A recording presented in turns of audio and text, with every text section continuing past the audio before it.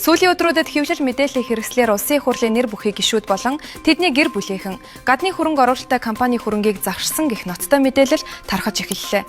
Тодорхойлбол улсын их хурлын гишүүн Пунсалмаа түүний нөхөр Эр Батбаяр мөн хот байгуулалт барилга орон сууцжуулалтын сайд Бат Амгалангийн төрсөн дүү Э Батбаяр нар бүгд найрамдах Хятад ард улсын хөрөнгө оруулалттай Шинжян Шинфа компани хөрөнгийг загшсан гэх асуудлыг нууц материалууд нэвтрүүлгээр ил болгосон бөгөөд хуулийн байгууллагууд нэр бүхий албан тушаалтнуудын гэр бүлийнхэн болон хамаарал бүхий этгээдүүдийг хамттан шалгаж эхэлжээ. Энэ хэрэгт холбогдож буй санхүүгийн баримт тун тодорхой байна.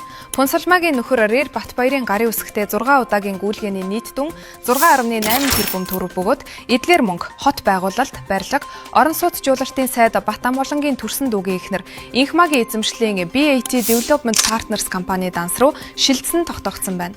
Энэ үйлдэлээр бүгд найрамдах Хятад ард улсын Сүн Гуанчны эзэмшлийн Шинжян Шинфа компани асар их хохирол амссан бөгөөд M Oil, Хос мөнгөн зам, BAT Development Partners зэрэг компаниудын санхүүгийн хамаарал нь ил болжээ. Үеийнхээ гишүүн Пунсалмаа цахим хуудасаараа дамжуулан манай компани оролцоотойгоор Монгол улсад 840 км зам тавигдсан үнэн. Гэвч саар мөг зөвхөн надад тохож байгаа нь зохисгүй гэж байр сууриа илэрхийлсэн бол сайд Бат Амгалан мөн цахим хуудасаар дамжуулан манай гэр бүлийнхэн тухайн гишүүнтэй ямар ч бизнесийн холбоо хамтын ажиллагаа байхгүй.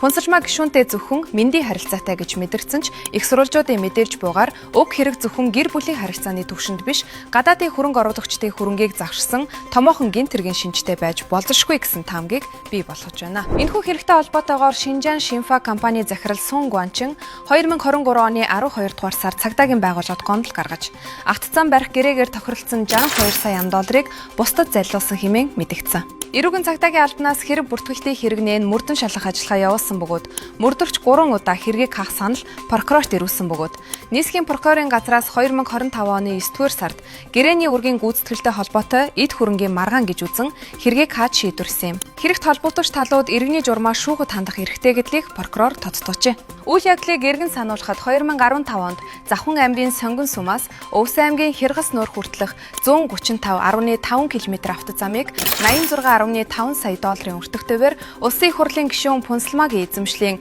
Хос мөнгөн зам компани засгийн газартай концессийн гэрээ байгуулан хэрэгжүүлсэн бөгөөд уг төсөлд Хос мөнгөн зам компани 4% хөрөнгө оруулалт оруулж Шинжян Шинфа компани 96% өөрсдөө гаргасан.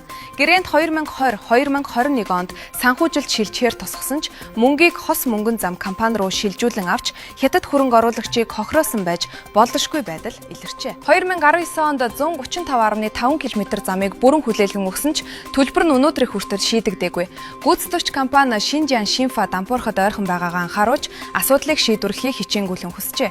Үүнээс гадна албан бус их сурвалжийн мэдээснээр Сүн Гуанчаныг эгч чөлөөнд нь халдан гарын үсэг зурулахыг хүчээр шаардаж концессийн гэрээнээс татгалзуулахыг шахсан үйлдэлийг нэр бүхий томоохон улс төрч өндөр албан тушаалтнуудын оролцоотойгоор хийсэн гэх мэдээлэл байгаа юм а. Шинфа компани нь 2008 оноос үйл ажиллагаагаа явуулж эхэлсэн барилгын засвар агт замын чиглэлээр ажилладаг компани бөгөөд 2012-оос 2015 онд Улаангом Хиргаснуур, 2015 онд Сонгон Хиргаснуур чиглэлийн замыг улсын комиссоор хүлээлгэн өгсөн.